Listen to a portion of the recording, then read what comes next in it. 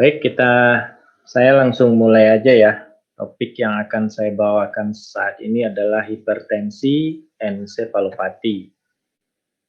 Eh, saya rasa sebagian mungkin sudah baca-baca ya mengenai hipertensi ensefalopati. Untuk hipertensi sendiri mungkin pada kuliah-kuliah sebelumnya sudah pernah membahas mengenai hipertensi. Jadi untuk hipertensi ensefalopati dan komplikasi-komplikasi dari hipertensi ini memang untuk negara Indonesia perlu kita pelajari dan terus kita berikan perhatian ya, karena penanganan hipertensi di Indonesia pun belum cukup baik, biasanya terkait dengan kepatuhan dari pasien, pola hidup ya. Sehingga tidak heran komplikasi hipertensi masih sering dijumpai. Komplikasi dari hipertensi ini juga dalam bentuk yang parahnya dapat mengenai target organ, misalnya jantung, otak, salah satunya hipertensi ensefalopati, kemudian mata, retinopati hipertensi, ginjal juga ya. Komplikasi pada otak berupa ensefalopati hipertensi, bisa hipertensi maligna, bisa stroke non hemoragik maupun stroke hemoragik. Itu salah satu komplikasi pada otak. Nah, yang akan kita bahas adalah komplikasi pada otak, yaitu ensefalopati hipertensi. Nah, ini Oppenheimer dan Fishburne ini tahun 1928 inilah yang pertama kali menggambarkan mengenai hipertensi ensefalopati. Yaitu suatu keadaan yang menggambarkan perubahan dari ensepalon. Jadi adanya perubahan dari ensepalon yang didasarkan adanya peningkatan tekanan darah sehingga terjadi hipertensi vaskulopati.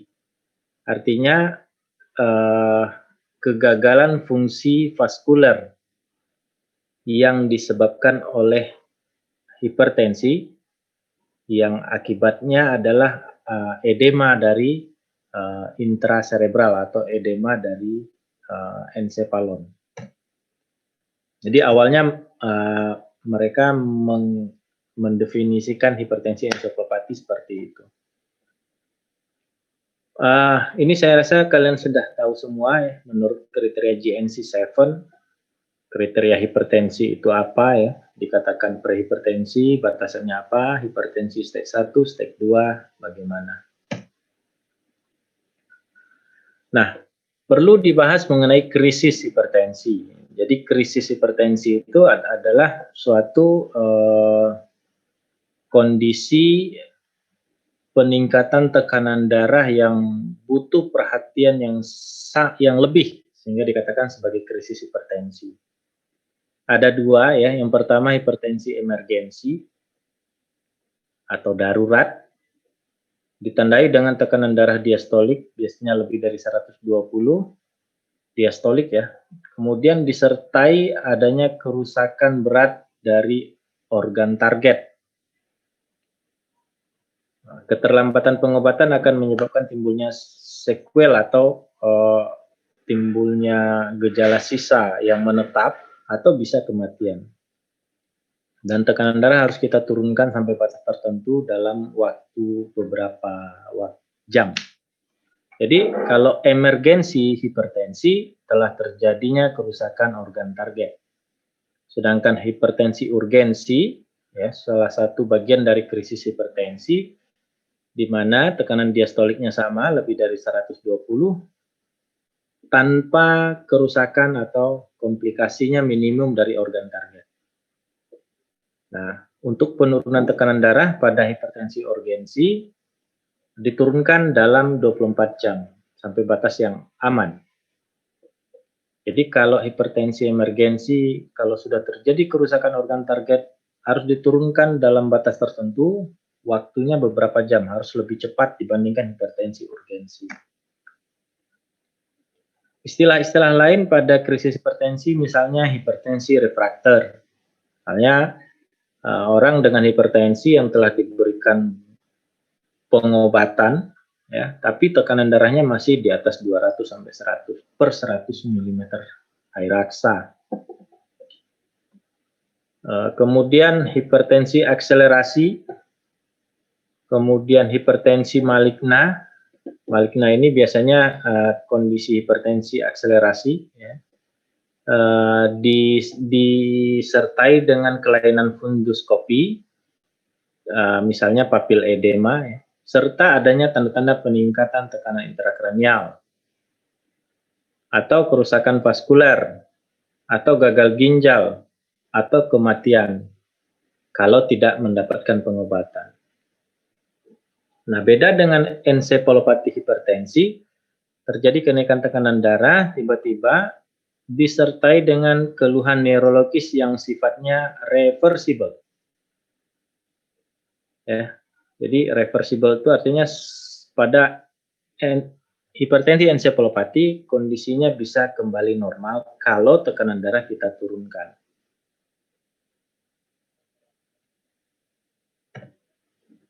Kemudian kita bahas saja hipertensi ensefalopati. Yang penting kita bisa membedakan hipertensi urgensi dengan hipertensi emergensi.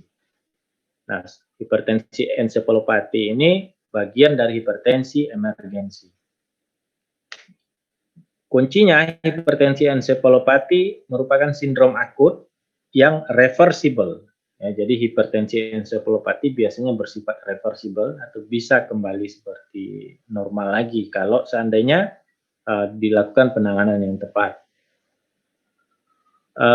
Biasanya terjadi peningkatan tekanan darah yang mendadak atau berlebihan, kemudian menimbulkan disfungsi atau kegagalan fungsi cerebral. Belum terjadi kerusakan yang permanen pada otak, namun sudah terjadi kegagalan fungsi yang sifatnya biasanya sementara. Jadi belum terjadi kerusakan struktural yang menetap, namun fungsinya terganggu. Nah, hipertensi ensefalopati bisa timbul pada orang yang hipertensi akut. Maksudnya, selama ini dia tidak pernah mengalami hipertensi, tahu-tahu tekanan darahnya meningkat secara tiba-tiba, misalnya pada orang dengan keracunan obat-obatan tertentu yang menaikkan tekanan darah, atau orang-orang yang terjadi keracunan pada kehamilan, misalnya orang dengan eklamsia, ya, eklamsi atau preeklamsi. Jadi selama hidup dia tidak pernah hipertensi, tapi karena dia hamil, tekanan darahnya jadi naik atau preeklamsi sering kita sebut. Nah, itu namanya hipertensi akut. Beda dengan hipertensi kronik. Dia selama ini memang sudah mempunyai riwayat hipertensi. Nah, biasanya terjadi hipertensi ensefalopati, batasannya berbeda pada kedua kondisi ini. Hipertensi akut, selama ini dia tensinya 120, 130, atau 110, biasanya pada kondisi-kondisi naiknya tekanan darah yang belum terlalu tinggi, misalnya di 160 telah terjadi disfungsi cerebral. Nah, kalau hipertensi kronik biasanya tekanan darahnya 160, 170, bahkan di 180. Namun ketika tensinya naik lagi, misalnya hingga ke 200, baru muncul disfungsi cerebral atau hipertensi ensefalopati. Nah, ini yang tadi saya bilang, hipertensi krisis itu ada dua, hipertensi emergensi, telah terjadi kerusakan organ target. Kalau kena ginjal, terjadi gagal ginjal, kena paru-paru, edema paru, ya, kena otak, bisa hipertensi ensefalopati, bisa stroke, ya. Kemudian dan kondisi-kondisi yang lain. Sedangkan hipertensi urgensi belum ada terjadi kelainan kerusakan organ target. Ketika diperiksa tekanan darahnya tinggi, lebih dari 120 diastol, sistolnya biasanya lebih dari 200, namun pasiennya tidak apa-apa, ya. Nah, ini hipertensi ensefalopati yang tadi saya bilang, ya, bisa komplikasi dari beberapa penyakit. Misalnya penyakit gagal ginjal kronis. Orang gagal ginjal kronis biasanya tensinya naik, atau stenosis arteri renal, glomerulonefritis akut, toksemia bisa obat-obatan, zat kimia ataupun orang eklamsi, ya, dan lain-lain. Eh, sedangkan ensefalopati hipertensi sendiri lebih banyaknya ditemukan pada orang dengan riwayat hipertensi esensial yang lama. Jadi umumnya ensefalopati hipertensi sering kita temukan pada kasus-kasus orangnya yang memang telah memiliki riwayat hipertensi sebelumnya. Namun tidak menutup kemungkinan bisa terjadi pada orang yang hipertensi akut. Nah, ini kira-kira bedanya ya. Jadi kalau orang yang biasanya tensinya normal, ya, tensinya normal, ketika tensinya 100 seperti ini 140, 150 telah terjadi kerusakan autoregulasi sehingga terjadi ensefalopati hipertensi. Namun kalau orang yang biasanya hipertensi kronik di 180 belum terjadi apa-apa ya. Dia masih normal atau 170, dia tidak ada keluhan. Namun ketika tensinya sudah mendekati 200 bahkan melebihi, mulai terjadi kegagalan sistem autoregulasi atau gangguan pada cerebral atau disfungsi cerebral. Jadi itu bedanya. Orang yang tidak pernah hipertensi, tahu-tahu tensinya naik, memiliki batas yang beda dengan orang yang sudah mengalami hipertensi lama. Orang dengan hipertensi lama, ketika tensinya 180, ya artinya mungkin dia biasa-biasa aja. Tapi ketika lebih dari 180 baru muncul gangguan disfungsi cerebral. Pada orang yang hipertensi, tidak selama ini tidak pernah hipertensi, di 160 dia sudah mulai terjadi gangguan disfungsi cerebral. Itu bedanya. Kalau patofisiologinya jelas ya. Jadi otak itu pembuluh darah di otak itu ada sistem autoregulasi. Ya, kalau misalnya mean arterial pressure kita berada di antara 60 sampai 120 mm air raksa, itu konstan. Autoregulasi masih proses vasokonstriksi dan vasodilatasi itu masih terjadi. Ya, jadi ketika tekanan darah naik MAP naik 110, nah itu akan terjadi vasodilatasi supaya tekanan darah di otak turun. Ya, kalau tekanan darah misalnya MAP-nya sekitar 70, maka terjadi vasokonstriksi di otak supaya naik MAP-nya.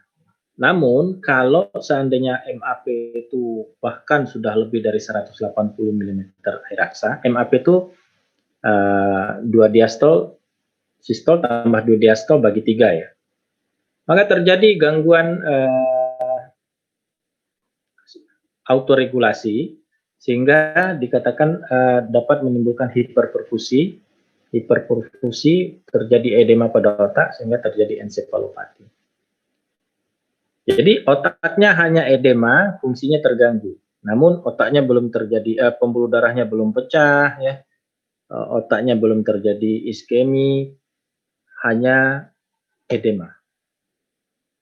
Nah ini ada 2 patofisiologi yang menjadi pendapat, yang harus kalian ketahui. Yang pertama, reaksi autoregulasi yang berlebihan. Ya, yang kedua justru kegagalan autoregulasi. Ya, jadi yang pertama reaksi autoregulasi yang berlebihan, prosesnya adalah ketika terjadi peningkatan tekanan darah, terjadi proses vasokonstriksi yang berlebihan, ya, sehingga autoregulasi terganggu, kemudian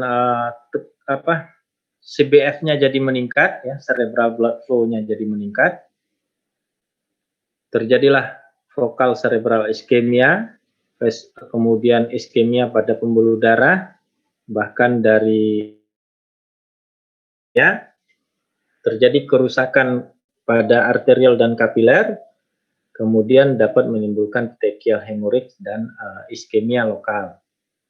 Jadi hiperperfusi kalau kita ambil secara singkat maksud dari ini, hiperperfusi. Jadi perfusi dari otak itu misalnya akan terus terjadi, jadi pertukaran oksigen, pertukaran zat-zat yang dibutuhkan oleh otak dari pembuluh darah itu misalnya akan berlangsung kalau seandainya MAP-nya berkisar 60 sampai 120. Namun pada kondisi hiperperfusi, ketika MAP-nya lebih dari 120, nah pertukaran perfusi antara vaskular dengan otak terganggu. Ya, harusnya jadi oksigen dan makanan yang lewat di otak itu hanya lewat saja. Dia tidak sempat melakukan pertukaran sehingga terjadi iskemia. Iskemia pada jaringan otak maupun pada pembuluh darah. Kalau iskemia pada pembuluh darahnya rapuh, terjadi petekial hemorrhage. Iskemia pada otak tentu terjadi iskemia pada jaringan otaknya sendiri. Namun pendapat yang kedua dikatakan karena gagal autoregulasinya. Kalau yang tadi hiperperfusi. Kalau yang ini justru gagal melakukan autoregulasi. Jadi ketika terjadi peningkatan tekanan darah, proses autoregulasi gagal, ya, jadi proses vasodilatasi dan vasokonstriksinya gagal, justru terjadi vasodilatasi yang berlebihan, permeabilitas endotel meningkat, melebar atau vasodilatasi, permeabilitasnya jadi meningkat. Tekanan hidrostatik jadi meningkat, ya. Terjadilah hipoperfusi. Kalau permeabilitas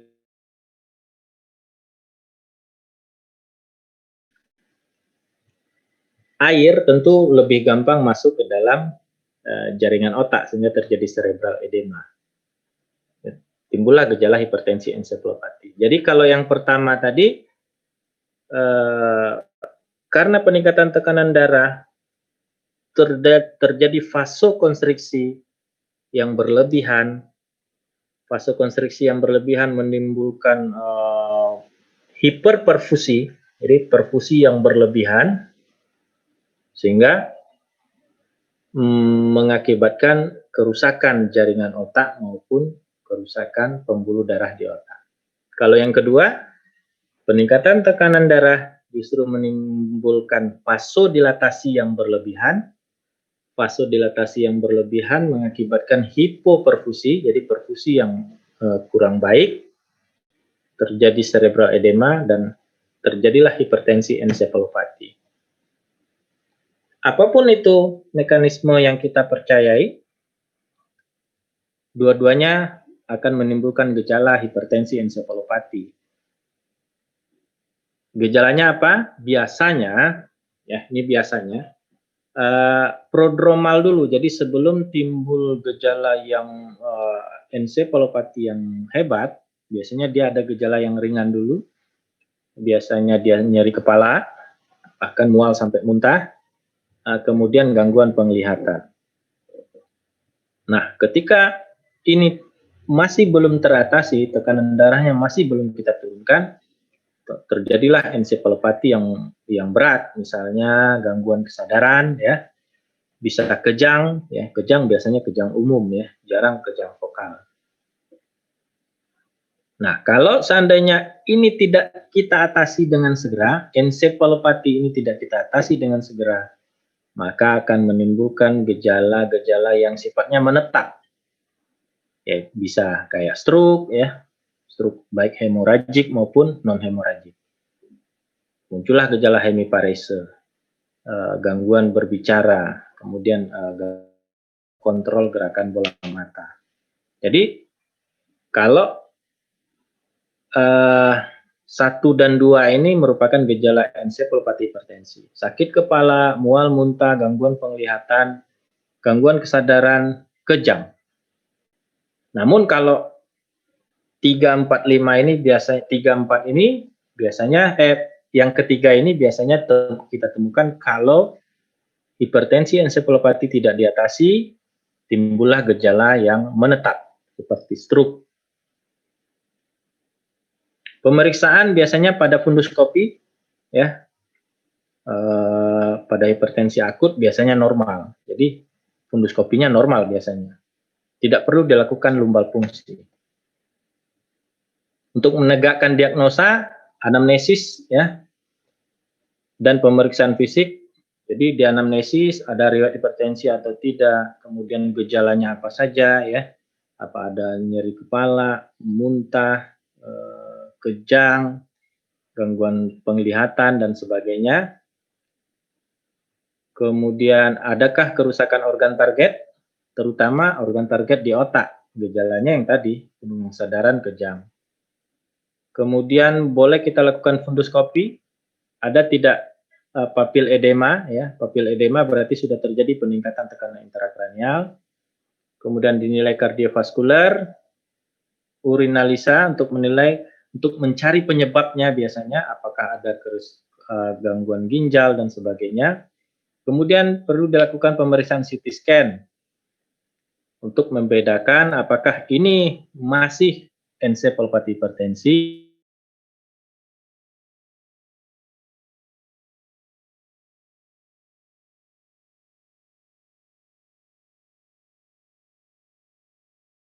gambaran funduskopi ya, yang normalnya sebelah kanan, yang kiri itu biasanya sudah terjadi papil edema ya, batas dari papilnya sudah tidak jelas, sudah terjadi perdarahan pada retinanya. Nah ini CT scan ya, jadi CT scan-nya biasanya terjadi edema, namun belum terjadi perdarahan. Diagnosis bandingnya apa? Tentu jelas stroke ya.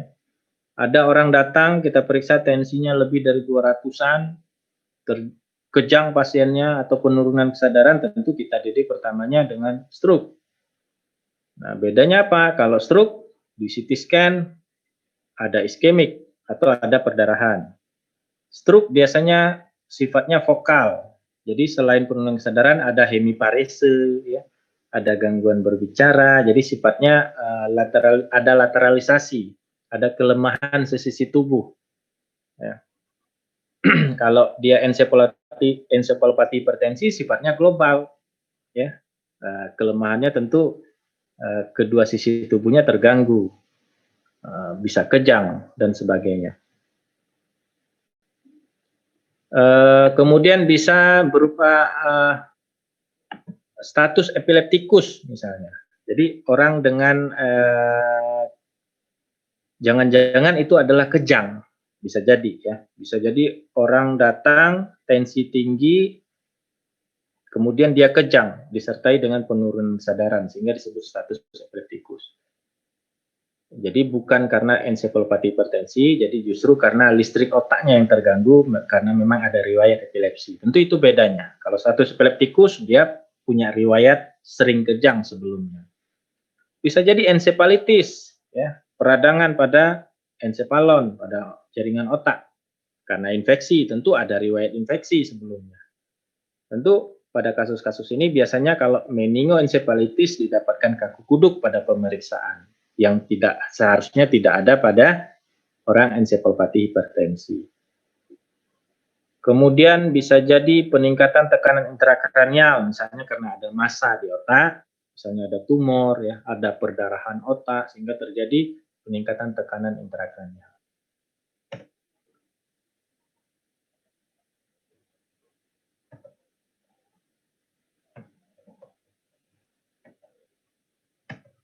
Oke, tata laksana jelas tadi dikatakan kalau hipertensi ensefalopati harus diturunkan secepatnya dalam waktu hitungan jam. Ya. Tentu untuk menurunkan tekanan darah yang cepat kita perlu antihipertensi yang intravena atau parenteral dibandingkan antihipertensi oral. Ya, jadi kalau terjadi hipertensi ensefalopati, seandainya ada dua pilihan, ada parenteral, ada oral, maka tentu kita lebih mengutamakan intravena atau parenteral. Ya. Karena apa? Karena kerjanya cepat.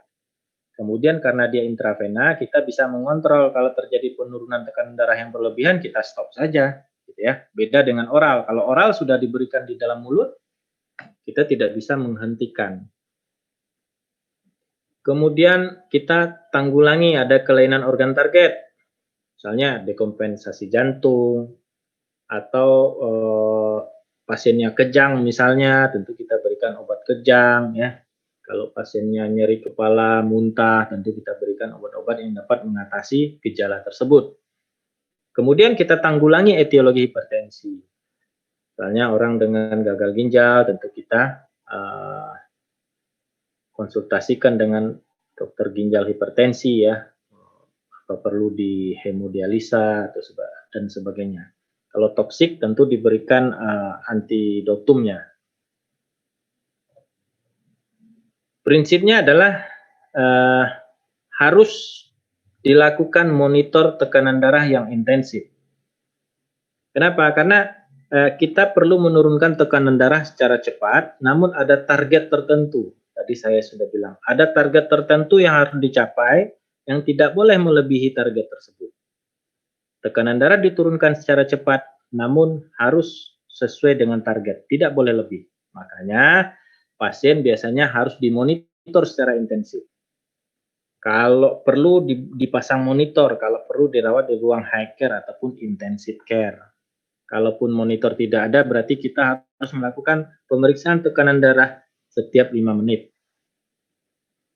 Kemudian di anamnesa, apa kira-kira penyebabnya? Singkirkan diagnosa banding yang tadi, apakah ini stroke, apakah ini encephalitis, atau tumor, atau yang lain.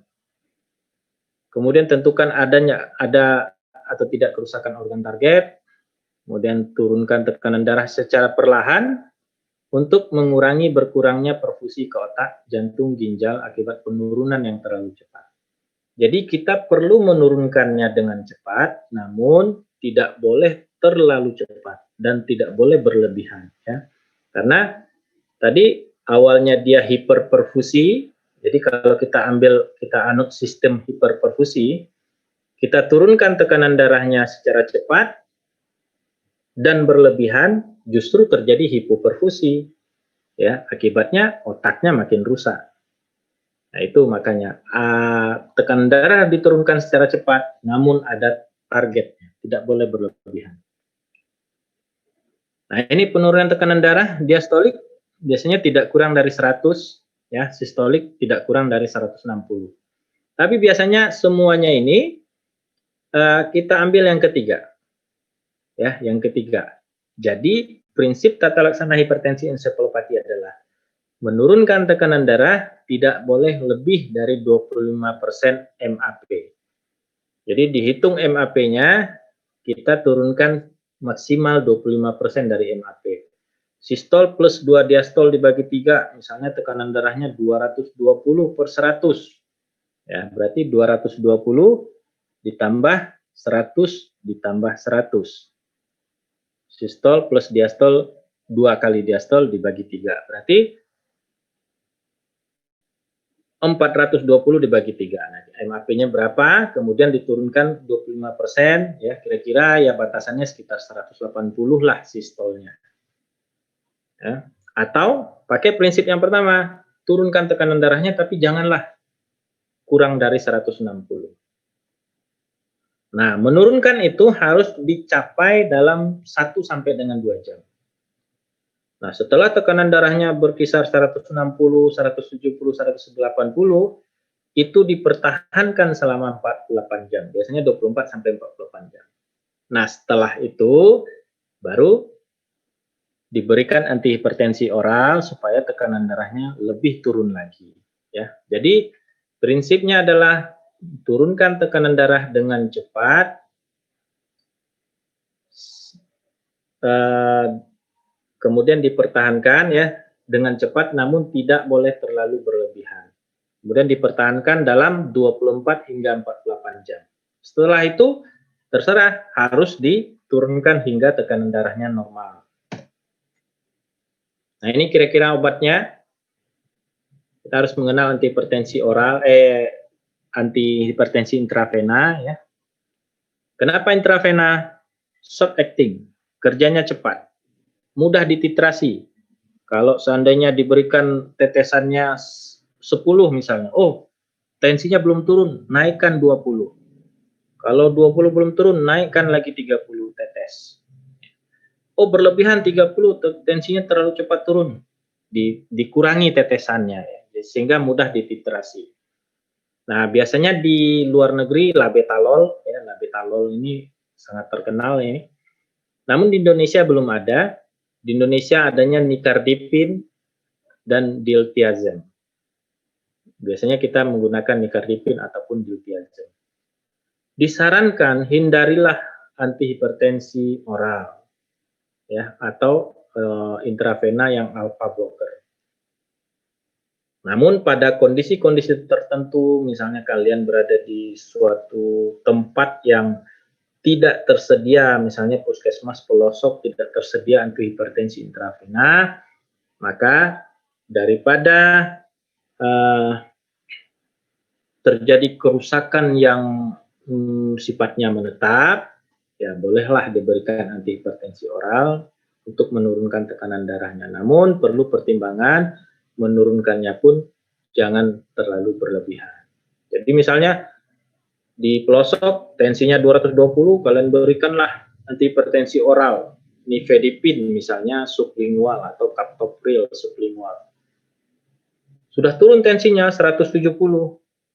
Oh, masih belum, tambah lagi. Jangan ya. Jadi kalau sudah sekitar 160 ke atas, di bawah dari 180 ya cukup ya.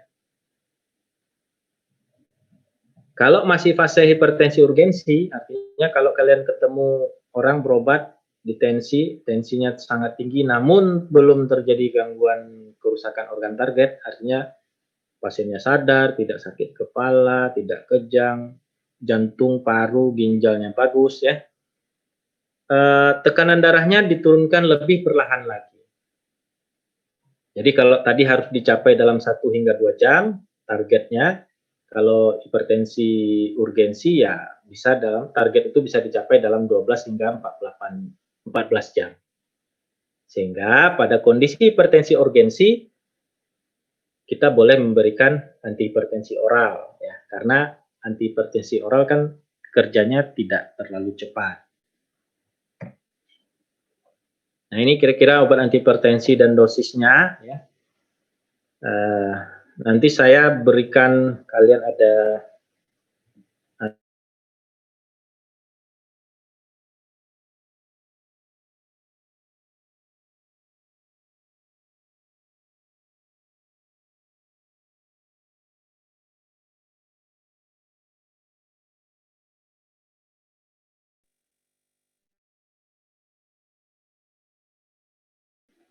terputus ya? Iya dok, putus ini sinyalnya dok ini dok. Oh, Memang seluruh cahaya dok itu dari tadi. sampai di mana tadi? Kalau tidak salah tadi dokter mau kirimin apa gitu dok? Oke ya ya. Intinya ya nanti saya kirim bentuk Word-nya ya, ringkasan dari apa yang saya berikan.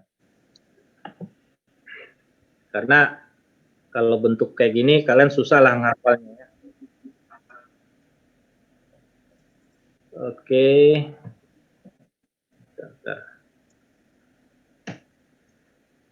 Oke, jadi nicardipin ya. Kalau oralnya biasanya diberikan nifedipin sublingual. Nifedipin sublingual, tapi jarang.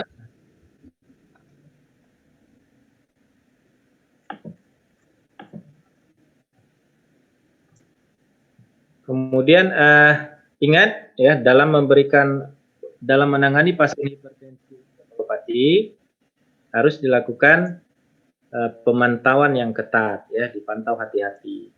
Jangan terlalu cepat turunnya, jangan berlebihan turunnya, jangan melebihi target.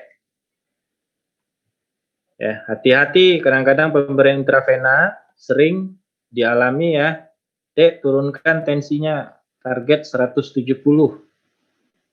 Nah, mulailah presiden memberikan nicardipin intravena ya, di drip, tahu-tahu ditinggal tidur, pagi-pagi tensi pasiennya 70. Pasiennya udah koma. Nah, hati-hati ya, harus dipantau secara ketat. Apa prognosis dari ensefalopati hipertensi? Karena pengertian hipertensi ensefalopati itu sifatnya reversible, kalau kita kenali dengan cepat, tangani dengan cepat dan benar, maka prognosisnya jelas baik. Namun, kalau penanganan kita kurang bagus, ya, misalnya terlambat menurunkan tensi atau berlebihan dalam menurunkan tekanan darah, maka prognosisnya tentu akan jelek. Oke, terima kasih. Ada pertanyaan?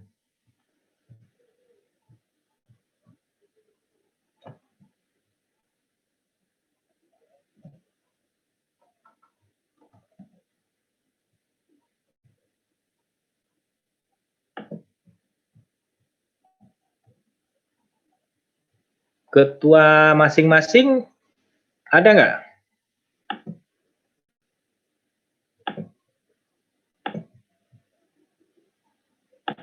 Ada dokter dari Beta. Ya, dari alfa, beta, gamma ya.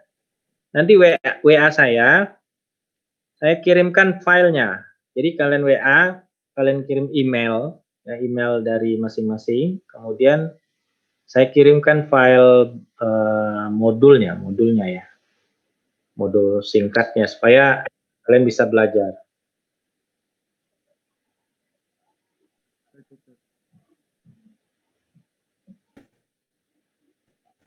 Oke, ada pertanyaan? Gimana? Halo?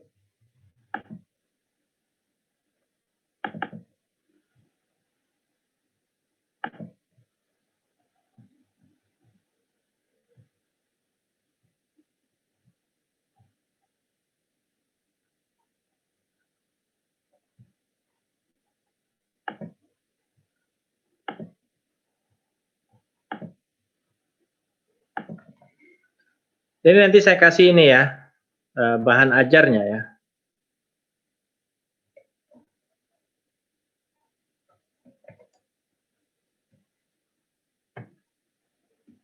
Mohon maaf dokter, Ya, apakah boleh modulnya dikirim di chat Zoom saja dok? gimana? Dikirim melalui chat Zoom dok? Oh, bisa ya?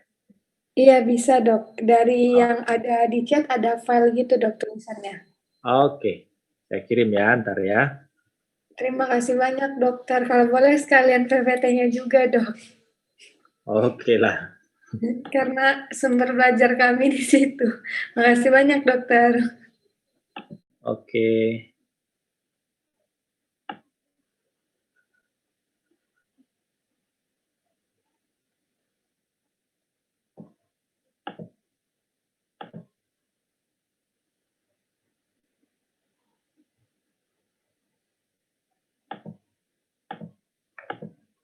Wah, sinyalnya ini network disconnect katanya.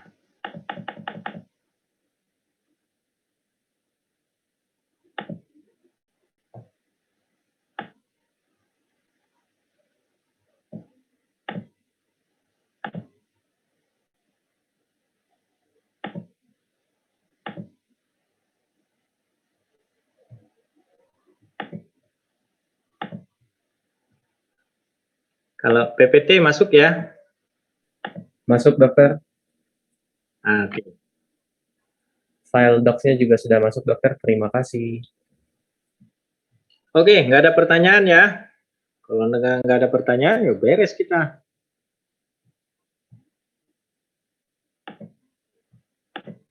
Yang penting harus paham ya, krisis hipertensi ada dua, hipertensi emergensi dan hipertensi urgensi.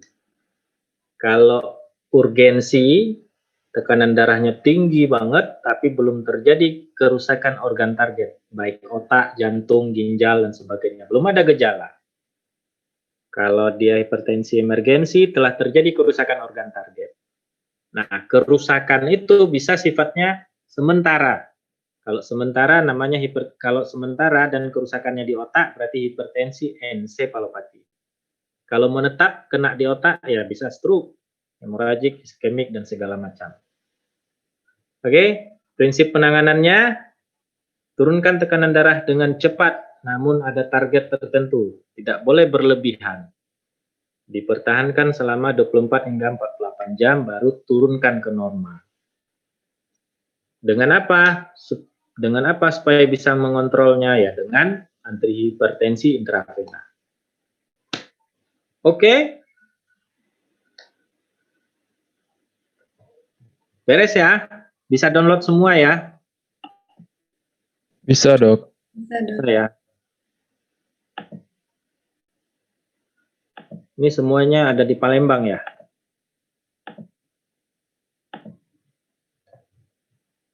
Enggak semua di Palembang, Dok. Oh, ada di kampungnya.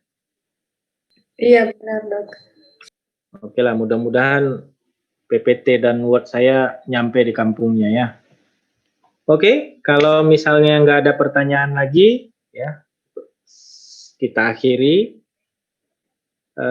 Silakan ditutup. Kira-kira siapa nih? Yang Alfa aja deh, ketua yang Alfa tutup.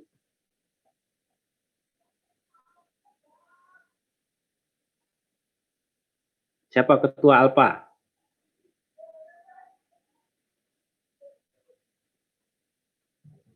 Nggak ada. Sudah, saya aja yang tutup. Kita akhiri dengan mengucap alhamdulillahirrahmanirrahim. Assalamualaikum warahmatullahi wabarakatuh.